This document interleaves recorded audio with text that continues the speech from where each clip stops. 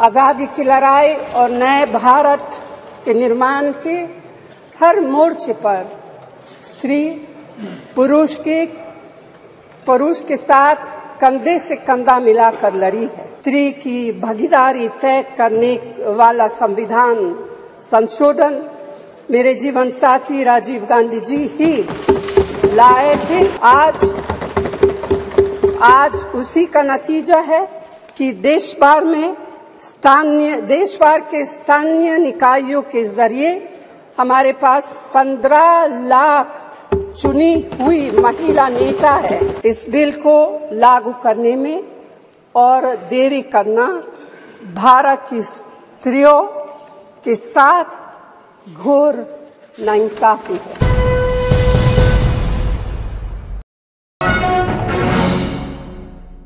अध्यक्ष महोदय, आपने मुझे बोलने का इजाज़त दिया, मैं आपकी आभारी हूँ। भारतीय राष्ट्रीय कांग्रेस की तरफ मैं नारी शक्ति बंधन अधिनियम 2023 के समर्थन में खड़ी हुई हूँ।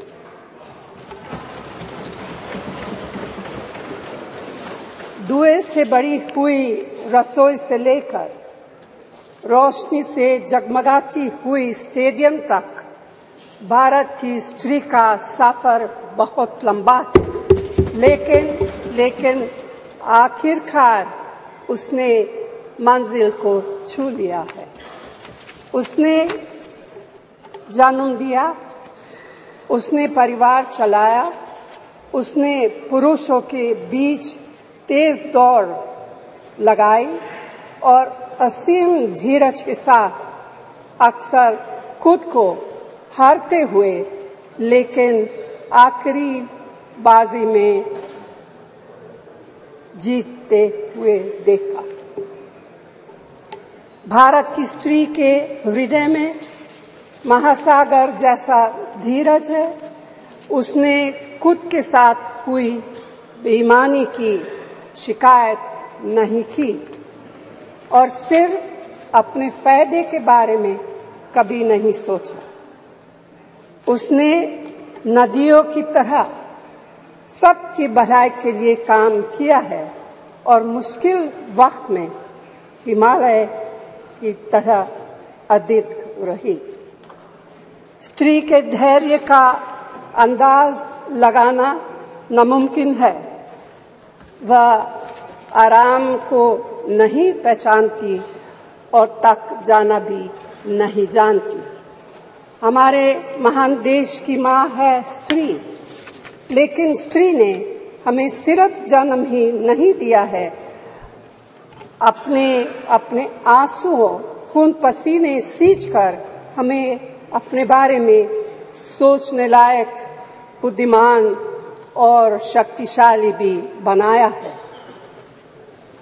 अध्यक्ष महोदय, स्त्री का मेहनत, स्त्री का गरिमा और स्त्री के त्याग की पहचान करके ही हम लोग मनुष्यता की परीक्षा में पास हो सकते हैं। आज़ादी की लड़ाई और नए भारत के निर्माण के हर मोर्चे पर स्त्री पुरुष के साथ कंधे से कंधा मिलाकर लड़ी है।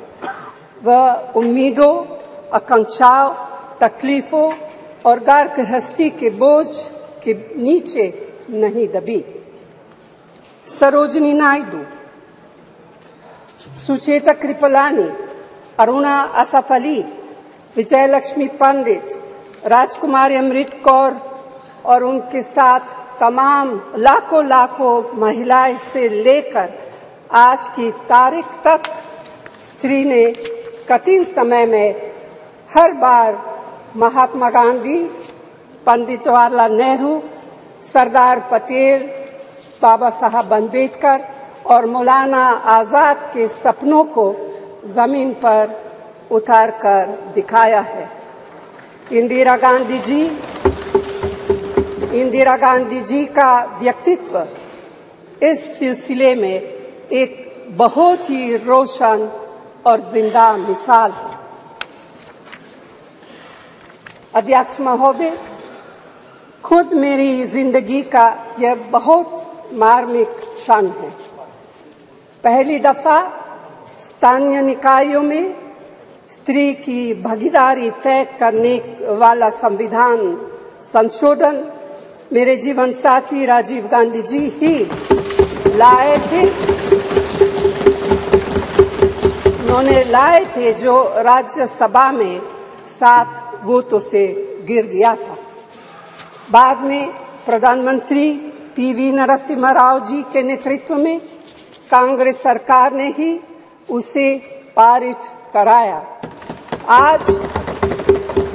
आज उसी का नतीजा है कि देश भर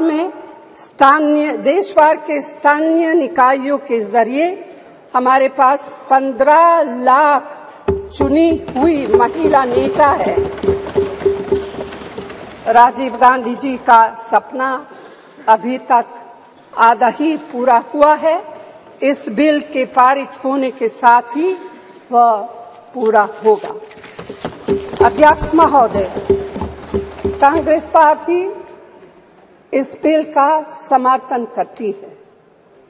हमें इस बिल के पास होने से खुशी है, मगर इसके साथ साथ एक चिंता भी है। मैं एक सवाल पूछना चाहती हूँ। पिछले 13 वर्षों से भारतीय स्त्रियां अपनी राजनीतिक जिम्मेदारी का इंतजार कर रही हैं और अब उन्हें कुछ वर्ष और इंतजार करने के लिए कहा जा रहा है। कितने वर्ष? 2 वर्ष, 4 वर्ष, 6 वर्ष, 8 वर्ष? क्या भारत की स्त्रियों के साथ बर्ताव उचित है? भारतीय राष्ट्रीय कांग्रेस की मांग है कि यह बिल फौरन अमल में लाया जाए, लेकिन इसके साथ ही कास्ट सेंसस कराकर शेड्यूल ट्राइब, ओबीसीज की महिलाओं के आरक्षण की व्यवस्था की गई। सरकार को इसे साकार करने के लिए भी जो कदम उठाने की जरूरत है वह उठाने ही चाहिए। अध्यक्ष महोदय, स्त्रियों के योगदान की स्वीकार करने और उसके प्रति आभार व्यक्त करना का यह सबसे उचित समय। इस बिल को लागू करने में और देरी करना भारत की स्त्रियों के साथ घोर नाइंसाफी है।